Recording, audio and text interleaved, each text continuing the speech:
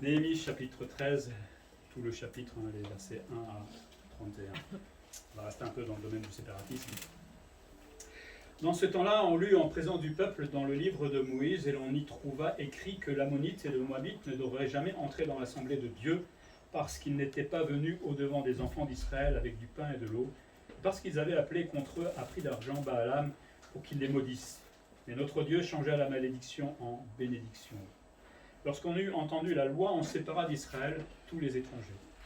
Avant cela, le sacrificateur Eliashib, établi dans les chambres de la maison de notre Dieu et parent de Tobija, avait disposé pour lui une grande chambre où l'on mettait auparavant les offrandes, l'encens, les ustensiles, la dîme du blé, du mou et de l'huile, ce qui était ordonné pour les Lévites, les chantres et les portiers, et ce qui était prélevé pour les sacrificateurs.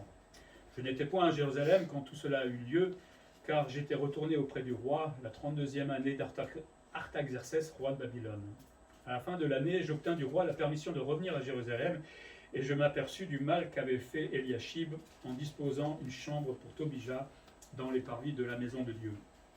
J'en éprouvai un vif déplaisir, et je jetai hors de la chambre tous les objets qui appartenaient à Tobija. J'ordonnai qu'on purifie les chambres, et j'y replaçai les ustensiles de la maison de Dieu, les offrandes et l'encens. Je pris aussi que les portions des Lévites n'avaient point été livrées, et que les Lévites et les chantres chargés du service s'étaient enfuis chacun dans son territoire. Je fis des réprimandes aux magistrats, et je dis pourquoi la maison de Dieu a-t-elle été abandonnée. Et je rassemblai les Lévites et les chantres, et je les remis à leur poste. Alors tout Juda apporta dans les magasins la dîme du blé, du mou et de l'huile.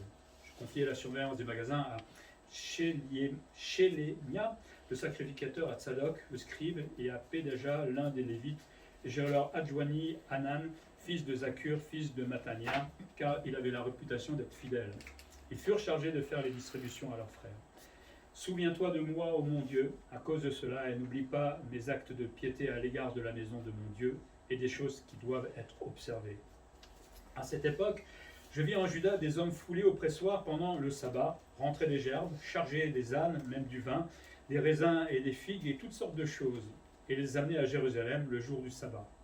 Et je leur donnais des avertissements le jour où ils vendaient leurs denrées. Il y avait aussi des Tyriens établis à Jérusalem qui apportaient du poisson et toutes sortes de marchandises et qui les vendaient aux fils de Juda le jour du sabbat et dans Jérusalem. Je fis des réprimandes aux grands de Juda et je leur dis « Que signifie cette mauvaise action que vous faites en profanant le jour du sabbat? N'est-ce pas ainsi qu'ont agi vos pères? N'est-ce pas à cause de cela que notre Dieu a fait venir tous ces malheurs sur nous et sur cette ville? Et vous, vous attirez de nouveau sa colère contre Israël en profanant le sabbat. Puis j'ordonnai qu'on ferme les portes de Jérusalem avant le sabbat, dès qu'elles seraient dans l'ombre, et qu'on ne les ouvre qu'après le sabbat. Et je plaçai quelques-uns de mes serviteurs aux portes pour empêcher l'entrée des fardeaux le jour du sabbat. Alors les marchands et les vendeurs de toutes sortes de choses, passèrent une ou deux fois la nuit hors de Jérusalem. Je les avertis en leur disant « Pourquoi passez-vous la nuit devant la muraille? Si vous le faites encore, je mettrai la main sur vous. » Dès ce moment, ils ne vinrent plus pendant le sabbat. J'ordonnai aussi aux Lévites de se purifier et de venir garder les portes pour sanctifier le jour du sabbat. Souviens-toi de moi, ô mon Dieu, à cause de cela, et protège-moi selon ta grande miséricorde. À cette même époque, je vis des Juifs qui avaient pris des femmes asdodiennes, ammonites, moabites. La moitié de leurs fils parlaient l'asdodien et ne savaient pas parler l'hébreu. Ils ne connaissaient que la langue de tel ou tel peuple. Je leur fis des réprimandes et je les maudis. J'en frappai quelques-uns. Je leur arrachai les cheveux et je leur fis jurer au nom de Dieu en disant « Vous ne donnerez pas vos filles à leurs fils et vous ne prendrez leurs filles ni pour vos fils ni pour vous. N'est-ce pas en cela qu'a péché Salomon, roi d'Israël? Il n'y avait point de roi semblable à lui parmi la multitude des nations. Il était aimé de son Dieu, et Dieu l'avait établi roi sur tout Israël. Néanmoins, les femmes étrangères l'entraînèrent aussi dans le péché.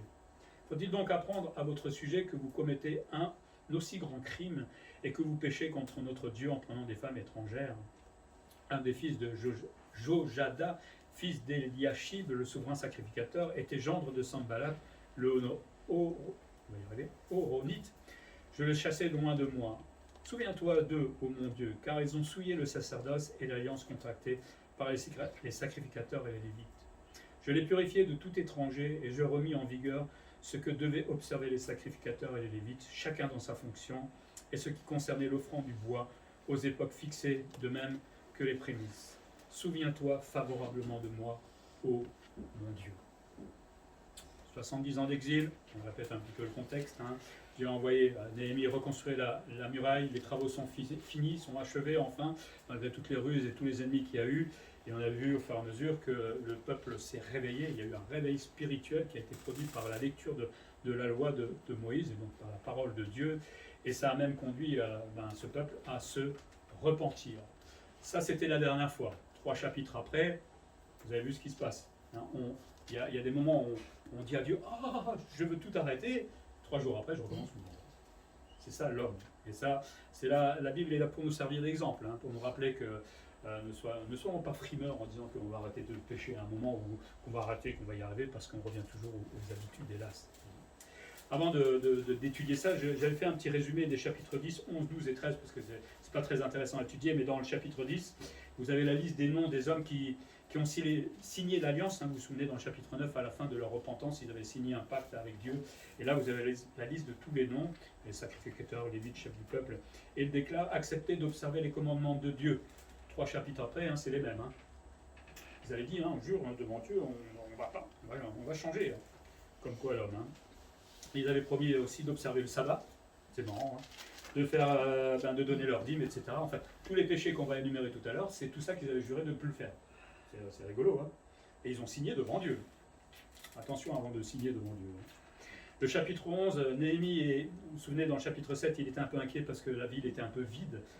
Et donc, ils vont décider, le peuple va décider que 1/10 des résidents des petites villes aux alentours de Jérusalem allaient habiter en fait dans la ville de Jérusalem pour la remplir de nouveau et pour qu'elle puisse vivre. Et les versets 3 à 36 du chapitre 11 évoquent les familles qui ont été dénombrées au chapitre 7 et qui vivent maintenant à Jérusalem. Ils aimaient bien les listes à l'époque, je ne sais pas pourquoi. Au chapitre 12, il y a la liste des sacrificateurs et lévites de Jérusalem. Il y a aussi la dédicace de la muraille qui était finie. Alors prenez le temps peut-être de lire, c'est rigolo, il y a une belle procession qui va se faire pour faire cette dédicace. Et on va établir Néhémie des hommes pour surveiller aussi la chambre des dîmes. Et il y a le rétablissement aussi des chantres. Les chantres, c'est ceux qui chantaient à l'époque, et les portiers. Enfin, tout est remis en place pour que la ville revive comme autrefois, et le temple aussi. Et le chapitre 13, donc on y est. On se retrouve là dans le contexte 12 ans, après 12 ans passés à Jérusalem pour reconstruire la muraille. Néhémie va partir un temps, on ne sait pas exactement combien de temps, de nouveau à Babylone, et recevra de nouveau l'autorisation de la part du roi de revenir de nouveau à Jérusalem. Et là, il va se dire, ça fait que quelques temps que je suis parti, et tout ce qu'on avait mis en place, tout était déjà parti. C'est hallucinant. Ça a dû certainement l'attrister, et c'est pourquoi il va reprendre péché par péché et nous apprendre que nous-mêmes, on doit se séparer de certaines choses dans notre vie. Donc, ça rejoint ce qu'on avait dit tout à l'heure. Première chose qu'il constate, c'est que il fallait se séparer des étrangers pendant les actes cultuels. C'est-à-dire quand on allait dans le temple, quand on faisait les choses pour Dieu. Durant la lecture encore de la loi, c'est chaque fois qu'ils lisent la Bible, ça a un impact sur eux. Alors voilà, il n'y avait pas la Bible en entier, il y avait la loi de Moïse, mais lire la Bible, ça a un impact. Et là, ils réalisent qu'ils étaient mélangés et qu'ils devaient normalement se séparer d'avec l'étranger. Ils accueillaient l'étranger dans leur pays, ils pouvaient vivre là-dedans, et ils devaient faire attention aux étrangers. Mais dans le lieu cultuel, là, c'était difficile. Pourquoi ? Tout simplement parce que les Ammonites et les Moabites, ils avaient leurs propres idoles. Et ils ne voulaient pas un syncrétisme, ils ne voulaient pas un mélange, tout simplement, de tout cela. Et surtout, il explique, ils n'étaient pas autorisés à assister aux assemblées à cause du passé. Parce que, premièrement, ils ne les avaient pas aidés lors de la sortie d'Égypte. Ils refusèrent à Israël de leur vendre de la nourriture et de l'eau, quand ils voulaient traverser en fait le pays. Et ils avaient interdit aussi de passer. Il y a une route qu'on appelait route royale, qui était beaucoup plus facile à pratiquer pour traverser. Et ils ont dit non à Moïse. Donc voilà pourquoi. Israël ne devait pas non plus chercher la paix ou la prospérité avec eux. On voit ça dans Deutéronome 23:6, à cause de ce qu'ils ont fait avant. Les Moabites et les Ammonites descendaient des unions aussi incestueuses de Lot avec ses filles. Donc ils ont un passé assez lourd, et surtout c'est leur idolâtrie le grand problème. Et en plus, je ne sais pas si vous avez déjà lu dans l'Ancien Testament, ils avaient payé Balaam, un faux prophète, qui devait aller maudire Israël. Ils voulaient absolument qu'il maudisse Israël, mais Dieu va changer en fait la malédiction en bénédiction pour Israël. Voilà toutes les raisons pour lesquelles les Ammonites et les Moabites ne pouvaient pas partager Imaginez que vous avez des ennemis dans votre travail, vous n'allez pas les inviter ici, vous êtes bizarre. Ou alors si vous savez que quelqu'un se prosterne devant une statue, on ne pourra pas prier ensemble, il y a un problème. C'est la même idée. C'est pas qu'ils refusaient l'étranger, loin de là. Au contraire, c'était même très bien organisé à cette époque-là, parce qu'il fallait vraiment les intégrer. Mais dans le culte, on ne fait qu'une seule chose à la fois, pas plusieurs. On ne peut pas mélanger tout. C'est ce qui se passe aujourd'hui. L'œcuménisme, c'est mélanger, les catholiques, c'est pareil que les protestants, c'est pareil que les évangéliques, mais on ne peut pas prier Marie. C'est impossible pour nous, parce qu'elle est morte, elle est certainement avec le Seigneur aujourd'hui, mais elle n'a rien fait d'extraordinaire, sinon qu'enfanter Jésus-Christ. C'était une super maman quand même, on y pense, quand même. Elle n'est pas à adorer. Et donc ça engage le peuple, et ils doivent rendre maintenant cette séparation permanente et l'appliquer dans tous les actes du culte. Et peut-être que à ce moment-là, ils vont être un peu plus sévères que la normale. Ils ont réalisé leur péché passé, comment ils avaient mal fait. Donc, des fois, on pousse un peu trop les choses parce qu'on prend conscience. Mais bon, l'idée, c'était quand même de se séparer de ces étrangers. Et donc, ils vont se séparer d'eux. Pour nous, la leçon que je tire, moi personnellement, après il y a peut-être d'autres choses à tirer, mais c'est, comme j'ai dit, quand on lit la Bible, ça conduit à savoir ce que Dieu désire. Et quand on ne veut pas lire la Bible, c'est parce que je sais que Dieu va me dire quelque chose. Et ça m'embête des fois. Mais là, Dieu nous dit, je veux aussi le séparatisme. Il y a dans des domaines dans la vie, on va voir tous les séparatismes dans ce chapitre, il y a des domaines où on ne peut pas vivre ensemble. Deux choses opposées ne peuvent pas vivre ensemble et il vaut mieux se séparer.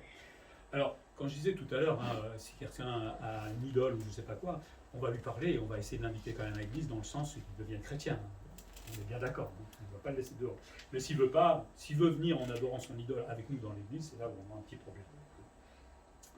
Donc le Seigneur veut qu'on se sépare de tout ce qui entrave notre marche avec le Seigneur. Et dans cette marche, moi je me souviens quand j'étais jeune chrétien, au bout d'un an, on était sur Arles à ce moment-là, il y avait la feria, je ne sais pas si vous avez déjà entendu parler de ça, c'est 3 jours de beuverie, on court après les taureaux et tout le machin. Première année où je m'étais converti, il y a les copains qui nous avaient dit, allez viens, on a fait, avec Sylvie on était un peu bizarre là. Mais la deuxième année, j'ai dit, je peux plus, c'est pas possible. Et bon, j'ai eu des amis extraordinaires parce qu'on est quand même, et on est toujours amis aujourd'hui, mais ils ont compris que je ne peux plus suivre cela parce que je suis chrétien et moi, je me sépare de ça tout simplement. Bon, il y aura des amis qui vont nous faire la tête, tant pis pour eux, mais à un moment, on doit se séparer de certaines choses. Alors, on perd des amis, on perd peut-être des choses, dans des idoles ou je ne sais pas quoi, mais c'est peut-être quand même mieux de vivre comme ça. Surtout qu'il y avait des morts à l'époque, donc on était mieux à la maison. La séparation donc avec ce qui est étranger à Dieu n'est en fait que bénéfique pour le chrétien. Des fois séparer fait du mal, mais à la fin, le résultat, ça nous fait du bien. Deuxième chose qu'on voit dans ce texte, des versets 4 à 9, c'est se séparer d'avec le favoritisme. Donc on l'a dit, Néhémie revient pour un deuxième séjour, il était 12 ans à Jérusalem avant, et il est parti en Perse. On est à la 32e année d'Artaxerxès, pour ceux qui aiment les calendriers. Et puis il fait ce deuxième voyage, mais comme on l'a dit au début, il arrive et il constate qu'il n'y a que des abus. Ils ont signé un pacte il y a quelque temps, et là ils font carrément le contraire. Qu'est-ce qui s'est passé?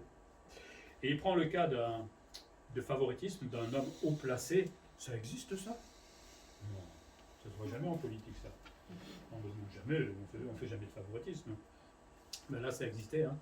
Eliashib, le souverain sacrificateur, comme il avait une haute position, il avait offert une chambre dans le temple, ce qui ne devait jamais se faire, à Tobija, qui n'était même pas juif, il me semble qu'il n'était pas juif.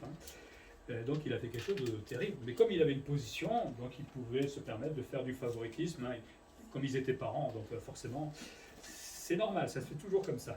Et va l'installer dans le parvis du temple, là où normalement on devait mettre les offrandes, la dîme et tout ce qui devait servir au temple.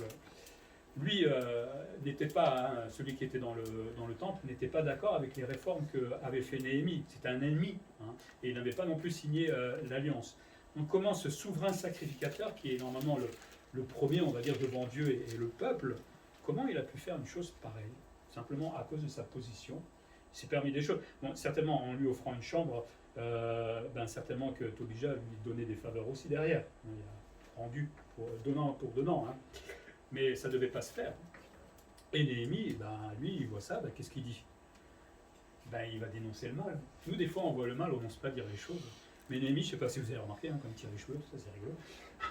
il y va, hein. Il n'a pas peur de dire les choses clairement. Et donc il dénonce le mal et il montre qu'il n'est pas content. Et j'aime bien, j'essaye d'imaginer la scène, il arrive, il prend les affaires et il balance tout ça dehors. Si on vous faisait ça à vous, vous seriez content. Mais c'est le mal qui était là. Et donc dans ce geste un peu sévère, enfin sévère, normal, parce qu'il n'avait pas à être là-dedans, dans cette chambre, il montrait l'horreur du péché à ce moment-là, hein, tout simplement.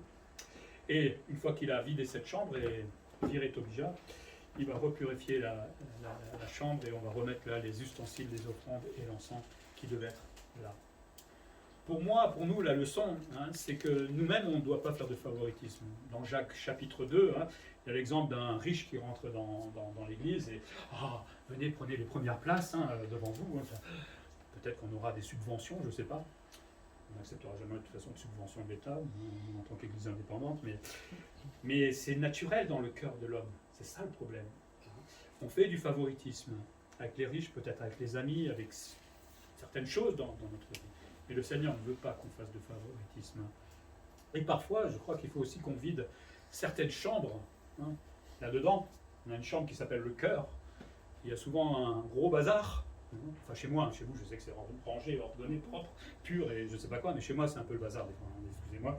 Et de temps en temps, il faut jeter, comme le fait Néhémie, les choses hors du cœur, tous ces péchés qui nous salissent, peut-être nos habitudes, tout ce qui attriste finalement le Seigneur, mais pas je vais me débarrasser un petit peu de ça. Hein. Néhémie, s'il avait fait ça, ça n'aurait pas marché. Il faut être des fois ferme avec nous-mêmes et jeter ces mauvaises habitudes de notre vie, rompre une fois pour toutes, et une fois qu'on l'a fait finalement, comme cette chambre qui va nous servir comme il fallait dans le temple, notre cœur va de nouveau être disponible pour le Seigneur. Le péché nous sépare de lui, bien souvent, et du service aussi. Donc le favoritisme, on nous rappelle Néhémie, c'est quelque chose qui est injuste. Hein. Il souille notre temple, là il souillait le temple, le temple physique de l'époque, mais il souille aussi notre temple, puisque nous sommes le temple du Saint-Esprit aujourd'hui. Il souille mon cœur, il souille mon âme, et puis c'est vraiment pas juste d'agir de cette manière-là dans l'Église. Vous savez, le favoritisme, c'est subtil aussi des fois. Hein. Quand c'est mon copain, quand je l'aime bien dans l'Église, il aura plus de faveur que l'autre, que je connais pas, que j'aime pas. Alors que finalement, on devrait faire la même chose pour les uns et les autres. Il n'y a pas de favoritisme. Il n'y a pas à aimer plus l'un que l'autre. À part le pasteur qui peut être détesté, mais ça c'est son boulot, il a l'habitude. Vous pouvez y aller. Là, on dit non, normalement. Hein. Oui, c'est l'habitude. Hein. Troisième chose, versets 10 à 14, séparation d'avec l'avarice. Bon, je sais que ça ne nous concerne pas, mais il y a eu un relâchement, c'est ce qu'observe Néhémie dans le domaine des dîmes. Il y a un manque de zèle, parce que normalement, le peuple devait apporter sa dîme aux Lévites, qui leur permettait de vivre à ce moment-là. Ils ne travaillaient pas comme dans un travail séculier, mais vivaient de la dîme que le peuple leur donnait, ce qui permettait ensuite de travailler dans le temple, de faire toutes les processions, toutes les fêtes et tout ce qu'ils avaient à faire. Mais quand il y a peu de nourriture, qu'est-ce qu'on fait ?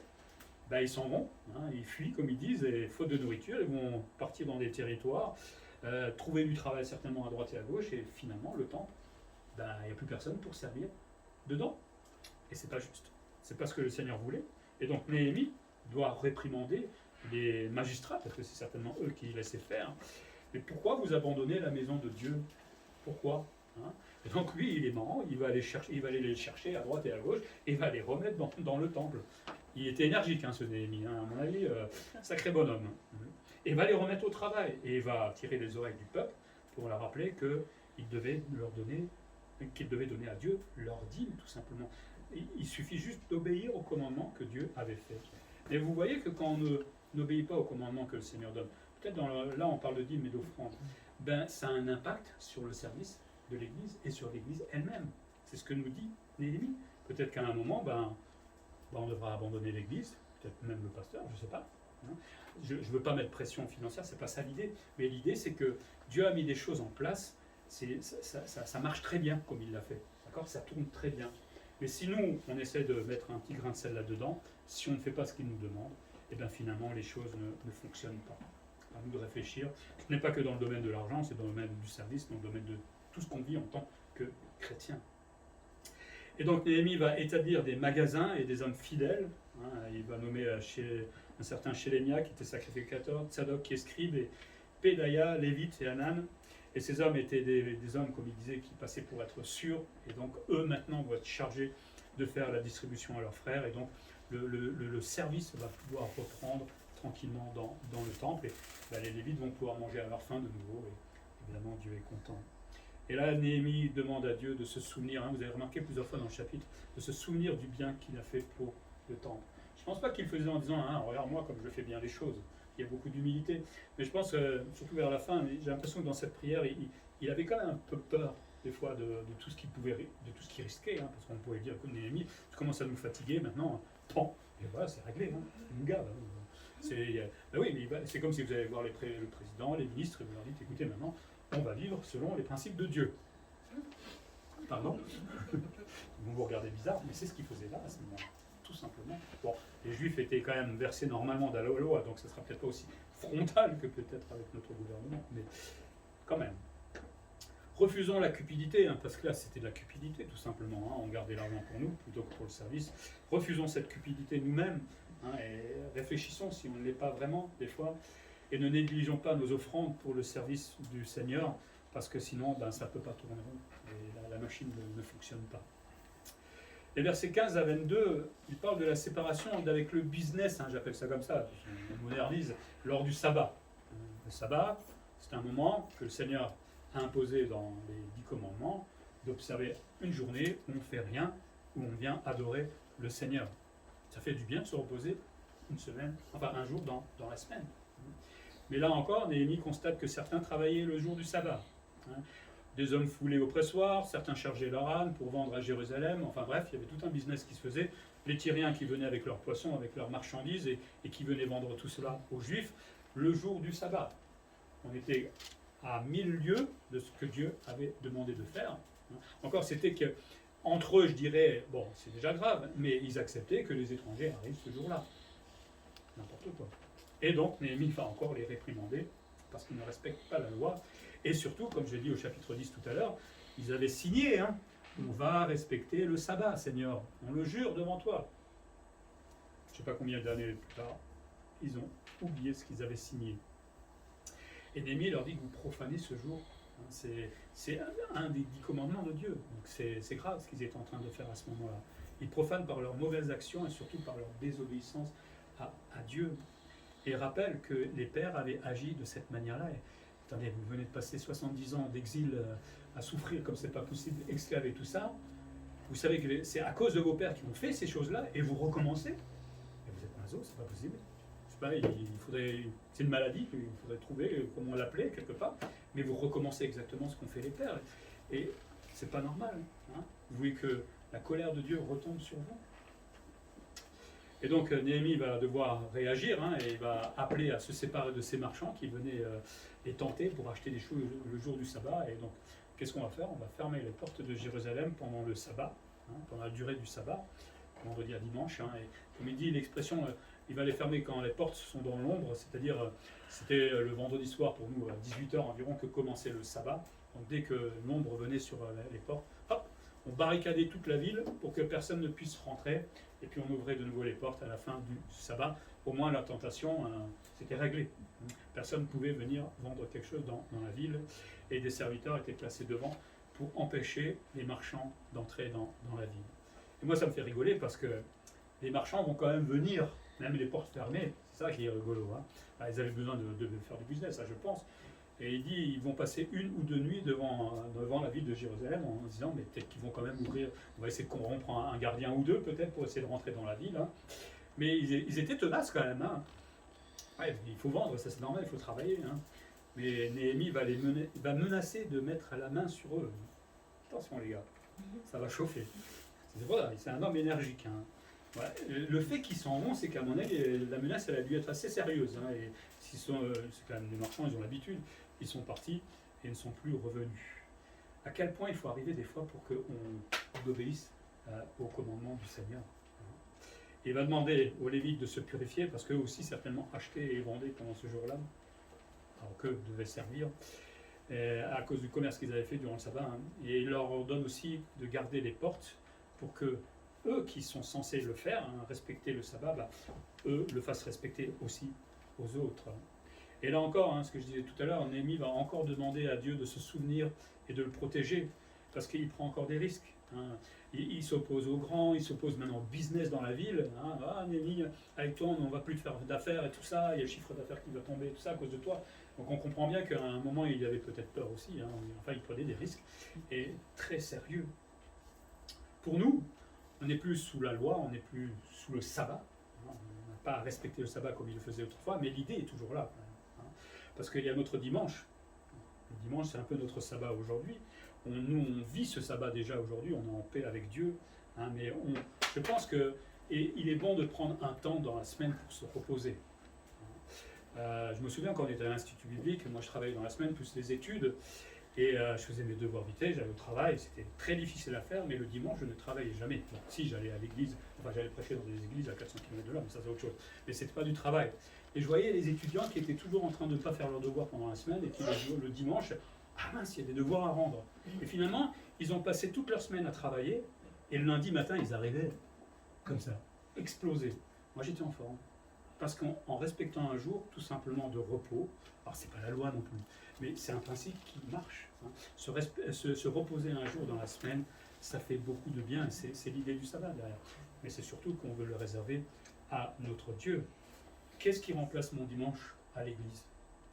Je fais le calcul, vous savez que vous avez 168 heures dans une semaine. Bon, la moitié, enfin pas la moitié quand même, une partie on dort évidemment, mais ça c'est normal. 168 heures dans une semaine, le culte dure 1h30. Et des fois, on n'a pas le temps. Je pense à l'étude biblique aussi. On va rajouter 2h30 alors. Si on n'a pas le temps, là, je ne pense pas que l'excuse tienne devant Dieu. Cogitez un petit peu, réfléchissez. Bon, vous êtes là assez régulièrement en ce moment, je suis très content, mais c'est réservé à Dieu, ce temps-là. Parce que c'est quand qu'on va l'adorer, le louer. On peut le faire tout seul dans sa chambre, mais ce n'est pas la même chose que cette assemblée que Dieu veut entre frères et sœurs. Donc, ce jour est idéal pour adorer Dieu, idéal pour chômer. Je vous encourage à ne pas trop travailler dimanche. Je sais qu'on le fait, moi le premier des fois, mais c'est par rapport à l'église, mais ça fait du bien de casser en fait, le rythme. Et c'est ce que je pense Dieu voulait aussi dans ce sabbat-là. Séparons-nous de tout ce qui empêche d'adorer Dieu, peut-être venir au culte, faire les études bibliques, de toutes ces excuses qu'on peut avoir, parce que là, ce que Dieu nous dit, c'est simplement, je te propose de te reposer spirituellement. Vous aimez vous reposer? Moi aussi, j'aime me reposer, ça fait du bien, mais spirituellement, vous savez, dans ma tête, dans la semaine avec le travail et tout, c'est... Mais quand on s'arrête 1 heure, 2 heures avec le Seigneur, entre frères, moi je repars de plus belle en fait. Je suis content quand on a fini nos études bibliques, quand on a fini le culte, ça fait du bien. Et on se prive de ça des fois, et c'est bien dommage. Ça c'est aussi le sabbat d'une certaine manière. Donc le Seigneur veut qu'on ait un temps pour célébrer Dieu, et il faut mettre ce temps à part. Et donc si je mets ce temps à part, je dois donc me séparer de ce qui empêche d'avoir ce temps pour le Seigneur. Il y a des choses qui nous empêchent, mais sont légitimes évidemment, on est bien d'accord. Puis la 5e chose, les versets 23 à 31, séparés d'avec les mariages mixtes. Peut-être que ça, quand on l'a lu, ça vous dit des trucs peut-être bizarres dans vos têtes, mais Néhémie voit qu'il y a les Juifs qui se sont mariés avec d'autres peuples. Un peu avant, déjà, Esdras, si vous lisez, Esdras s'était déjà fâché contre ça parce qu'il avait accusé ces Juifs de se marier avec des épouses étrangères de droite et à gauche. Mais on se souvient encore de ce qu'ils avaient dit au chapitre 10. On ne se mariera plus avec des femmes étrangères. Ils avaient signé l'alliance et finalement ils étaient engagés là à se séparer, mais ils ne l'ont pas fait. Et la pratique réapparaît. Et la preuve que donne Néhémie, c'est que les enfants de ces familles ne savaient même plus parler hébreu. C'est dire à quel point ils étaient mélangés. Et donc, ça embête Néhémie parce que la loi exige de ne pas vivre de cette manière-là. Et même les sacrificateurs faisaient ça. C'est eux qui enseignaient la loi. Ils le savaient, mais ils faisaient exactement comme le peuple. Ils avaient épousé des femmes étrangères. Et donc forcément, si la référence le fait, le peuple continue à faire. C'est normal. Et Néhémie va les reprendre. Ça fait 5 fois déjà qu'il reprend. Ça devient un métier chez lui. Et peut-être qu'il ne l'avait pas vu à ce moment-là. Alors, je ne sais pas si c'est parce qu'il était qu'à Jérusalem et que ses pratiques se faisaient peut-être aux alentours. Il n'avait pas le temps d'aller visiter tous les alentours, mais peut-être qu'il vivait près des frontières. Et donc, à côté des autres peuples, et donc on trouvait une jolie fille, et puis hop, on se mariait, hein, ou inversement. Peut-être c'est comme ça que ça s'est passé. Mais il cite Salomon. Salomon, le roi le plus sage que la Bible décrit, hein, un roi aimé de Dieu, qui lui a donné plein de richesses, mais un roi extraordinaire. Hein, on a dans la Bible l'Ecclésiaste, les Proverbes, tout ça, il y a une sagesse énorme chez lui, il était réputé dans le monde entier, mais juste parce qu'il s'est mis avec des femmes étrangères, dépression. Juste à cause de ça. Pourquoi? Parce que les femmes étrangères, à un moment, disent « Ah mais Salomon vient adorer avec moi à Artaxerxès, comment ça s'appelle Artax, non, oui, une idole qui était dans la tête. Mais viens avec moi. Oh non, non, non, moi je sers le Seigneur, mais à force, elle est belle, elle est gentille, elle est mignonne. Hein. Et je sais qu'il en avait des centaines comme ça. Et à un moment, finalement, ce roi magnifique, extraordinaire en sagesse, finalement, déchéance totale à cause de ce péché-là. C'est pour ça qu'il le prend en exemple. Vous voulez aussi finir de la même manière que Salomon. Et donc Néhémie va punir certainement physiquement, il va séparer, hein, il va excommunier, il va être extrêmement sévère face à cela. C'est pas dans le sens de vouloir séparer, mais le problème d'Israël jusqu'à présent, c'était quoi? L'idolâtrie. Parce que chaque fois, Dieu les reprenait et chaque fois, il revenait vers l'idolâtrie. Et l'idolâtrie venait justement de ces mélanges. Et c'est pour ça qu'il est extrêmement sévère. C'est valable pour nous aussi, hein, quand on a une idole dans notre vie, il ne s'agit pas simplement de dire « ouais, je vais m'en séparer un jour hein. ». Une idole, c'est quelque chose qui m'empêche de servir ou de marcher avec le Seigneur. Il faut être radical, il faut être sévère. Sinon, ça ne marchera jamais.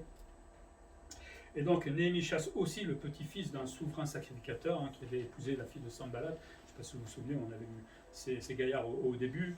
Mais celui-là était un grand ennemi de Néhémie. Et donc, il s'était marié avec le souverain sacrificateur dans la famille. Mais c'est un affront qu'il faisait là, tout simplement. Et il va le bannir, il est sévère, hein, il le bannit de Judée. Il est sévère, oui, c'était le souverain sacrificateur, c'était le représentant du sacerdoce.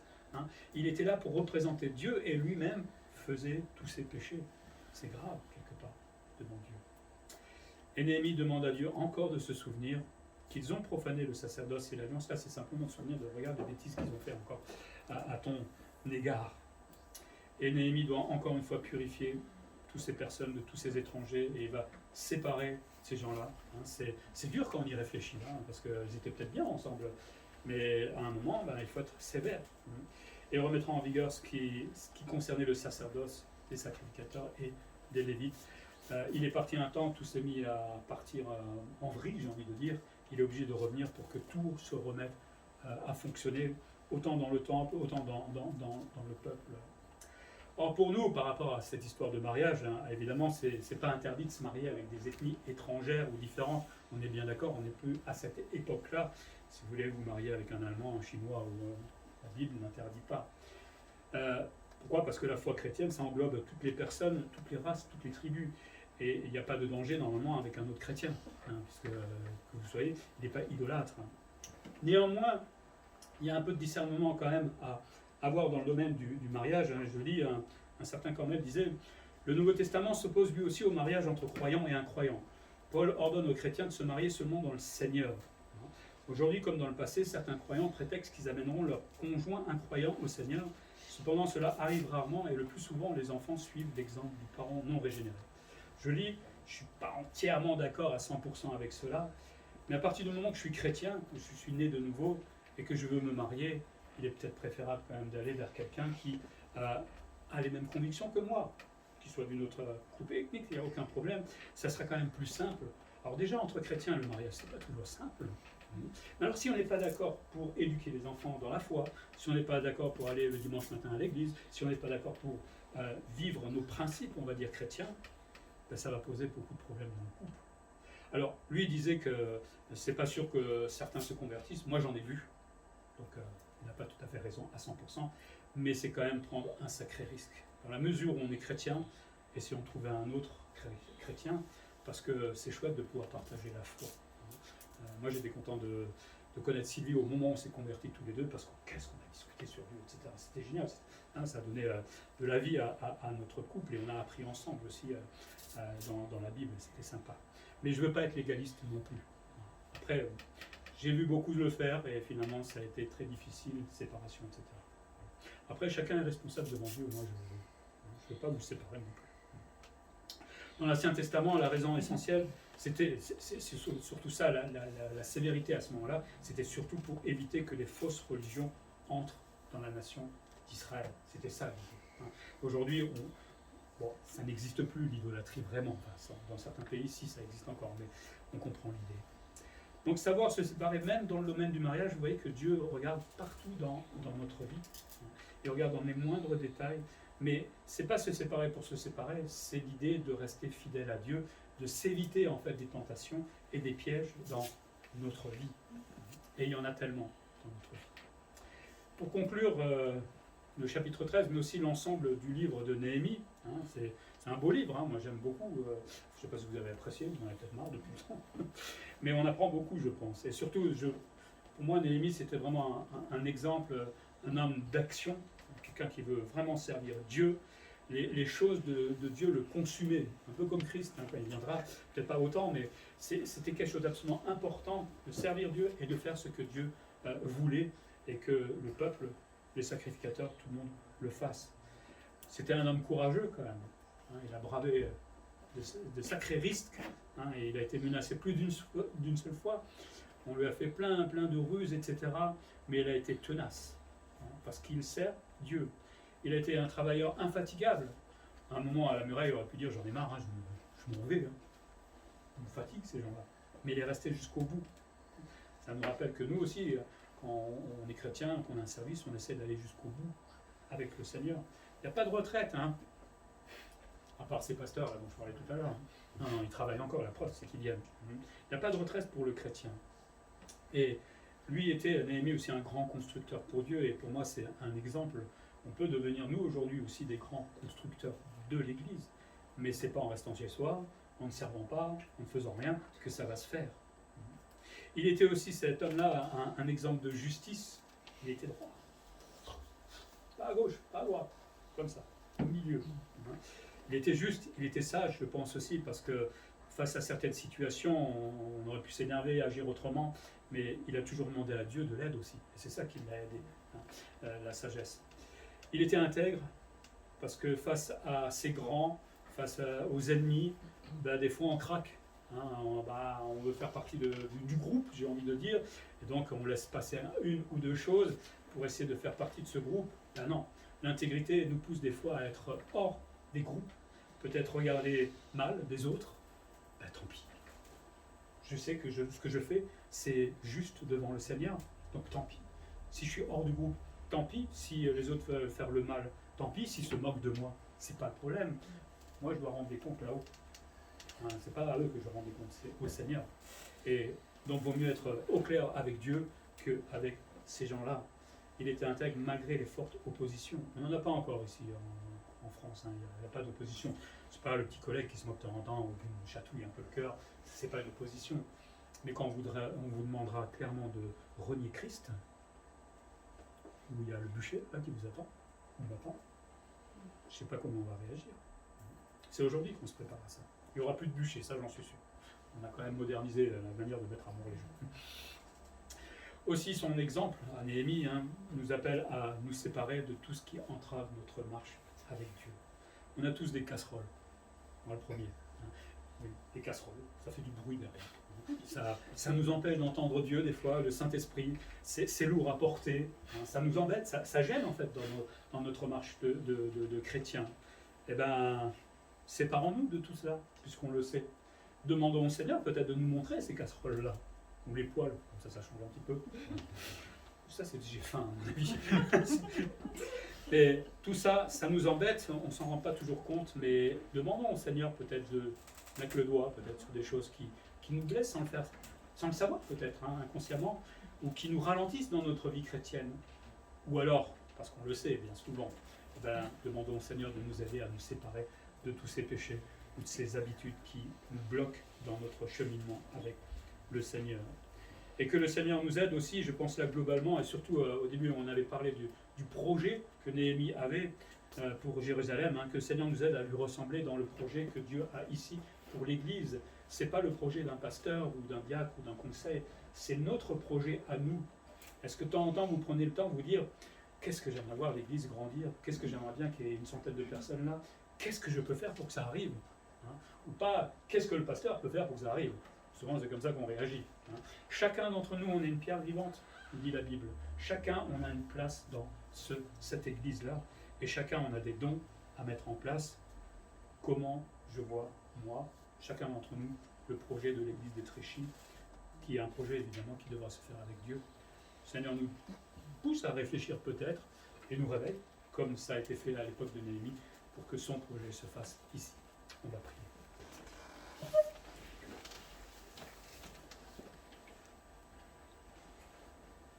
Seigneur, merci pour ta parole qui nous apprend le séparatisme autant dans l'Ancien Testament que dans le Nouveau Testament. Et c'est clairement quelque chose que tu veux pour ton peuple, pour tes enfants. Non pas que tu veux les exclure de tout, loin de là, parce qu'on n'est exclu de rien quasiment, sauf de ce qui nous fait du tort, ce qui te blesse toi et ce qui nous blesse nous, le péché. Seigneur, à l'exemple de Néhémie, apprends-nous à identifier peut-être ce qui nous bloque dans notre vie spirituelle, dans notre vie de sanctification, qui peut-être nous empêche d'aller à l'église, de suivre les études, qui nous empêche notre culte personnel, qui nous pousse à faire peut-être des choses qui ne sont pas à ta gloire, Seigneur. Tu nous connais chacun et tu es prêt à répondre à ces questions, non pas pour nous juger, mais au contraire pour nous aider à changer, à nous améliorer. Nous avons tous du travail dans ce domaine, Seigneur, et apprends-nous à être tout simplement au taquet, comme on dit, et prêt à écouter, prêt à changer, tout simplement. Seigneur, dans cette séparation peut-être d'avec le monde, nous ne voulons pas vivre hors du monde, parce que nous ne le pouvons pas, mais face que peut-être ça pousse les gens à, lorsqu'on ne fait pas les mêmes bêtises qu'eux, quand on ne parle pas comme eux, que ça les pousse tout simplement à se poser des questions, et pourquoi pas, on peut leur présenter à ce moment-là l'évangile. Ouais.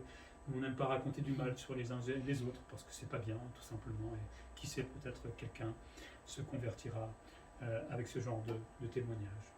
En tout cas, Seigneur, merci de faire partie de ce peuple saint. Apprends-nous à en être fiers, apprends-nous à en faire pleinement partie dans la pratique, et que tout cela soit fait tout simplement pour ta gloire. Je te prie en Jésus-Christ. Amen. Amen.